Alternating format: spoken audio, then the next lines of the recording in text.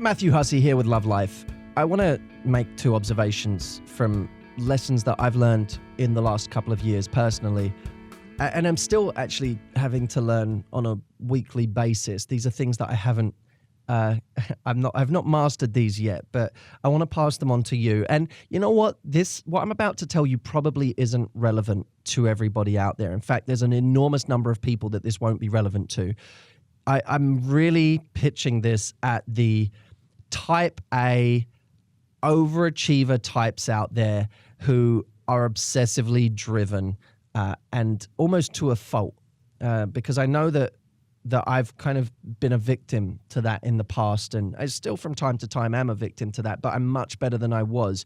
And anyone who knows me will tell you that I am far more bearable these days than I used to be. When maybe 3-4 years ago, even as recently as 2 years ago, I'm much more bearable and fun to be around now. And here's the reason. And the reason is two of these lessons that I've learned. The first one is life isn't always about what's useful. I used to have this very utilitarian approach where everything I did had to be useful to my overall purpose in life. So for example, if I said, I want to help more people than anyone else in the world. I want to be a coach that reaches more people than anyone else in my field. Or I want to be the greatest public speaker on earth. Everything became about that one vision. And I would always assess every single tiny action, no matter what it was. I would always assess it and say, is this useful to my overall vision?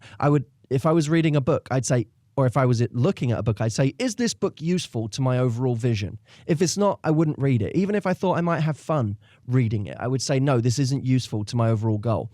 If it was embarking on a certain project, I'd always weigh it in terms of, is this useful to my overall goal? Every single little thing, even my leisure time, I would be weighing up in that way.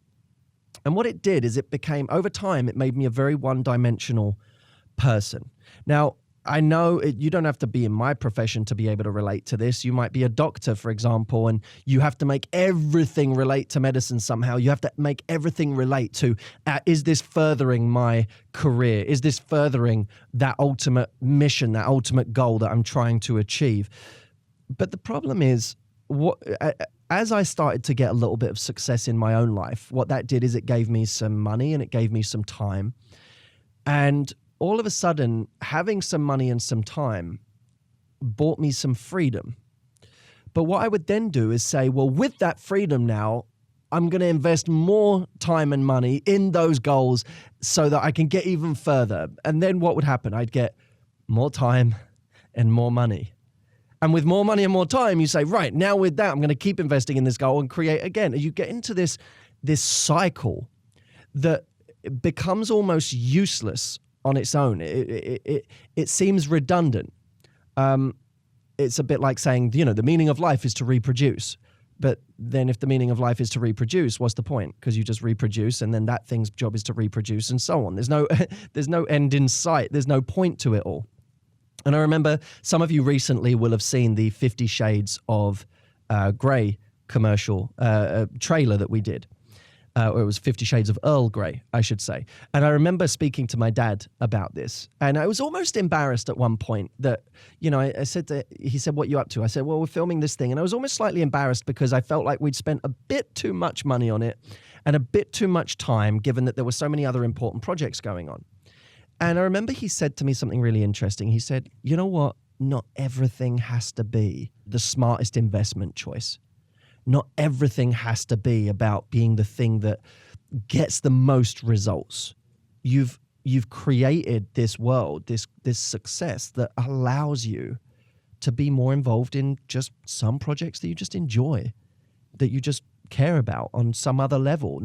It could be just about fun. It could be just about ego. It could be just about being silly.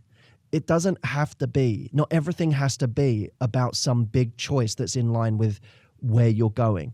And if you don't treat life like that, then all you'll do is end up hating your path, because you'll create this time and this freedom, and you'll never actually use it for anything that you really want to do. Not everything has to be seen through the lens of what's the most important thing for me to be doing with this 5 minutes in relation to my overall goal. Life isn't always about what's useful. That's the first thing. The second thing is that quality of life doesn't come from just perpetually growing and being obsessively driven, because all that does is put you in comparison mode the whole time, where I'm always looking and saying, where am I in relation to that person? Have I overtaken this person yet? And of course, as soon as you overtake that person, you look up again and you say, oh, now there's a new person to overtake. So it never ends. Now, of course, I'm not saying don't grow. I'm not saying don't keep achieving on a high level. I'm not saying don't set your standards high. But I am saying that at some point, it has to become about the quality of your life and not how far you are in relation to everyone else. Work hard, focus on achieving for its own sake, just because it's enjoyable and because you like working hard and you like setting yourself challenges. But at the same time, enjoy what it is you're creating and step out of comparison mode. And remember that the richest guy in the room is the guy with the best quality of life, not the guy who has the most of everything. So quality of life is the key.